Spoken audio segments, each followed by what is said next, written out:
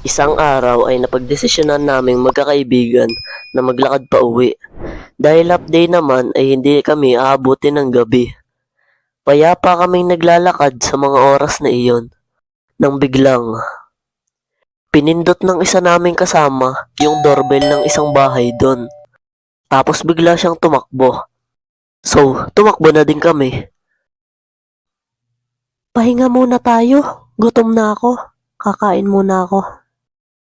Payapa kaming nagpahinga sa tabi at kumain na din kami. Nang biglang, may lumabas na lalaki doon sa mismong bahay na pinagpindutan ng kaibigan namin. Dali-daling tumakbo ang mga kaibigan ko. Samantalang ako ay naglakad lang dahil alam ko sa sarili ko na hindi ako yung pumindot.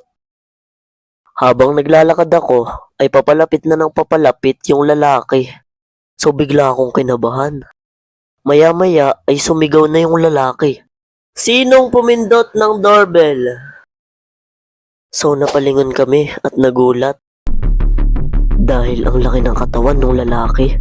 Siguradong isang suntok lang sa amin. Taob talaga kami. So tinuro ng isa naming kaibigan kung sino ang pumindot ng doorbell. Pero di na namin makita. Doon na kami natakot. Dahil pinagbantaan kami na pag naulit pa daw ay papatayin kaming lahat. So ang daming nakarinig nun. Narinig rin ng tanod at tinanong kung anong nangyari.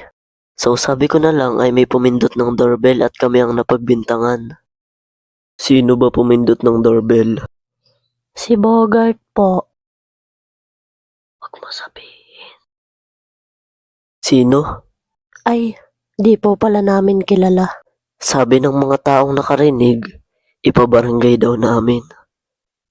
Ipabarangay nyo. Ipabarangay nyo. Huwag kayong papayag ng ganun, pabarangay nyo yon. So sinama kaming dalawa ni Kurt ng tanod sa barangay. Pagdating namin sa barangay ay tinanong kung ano daw nangyari sa amin. So sinabi namin kung anong nangyari. At ipinasulat sa amin kung ano ang nangyari.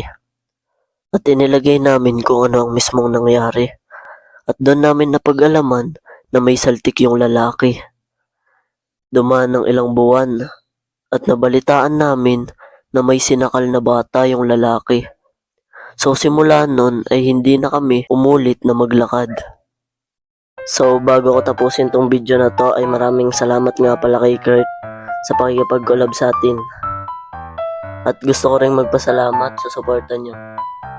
Paalam!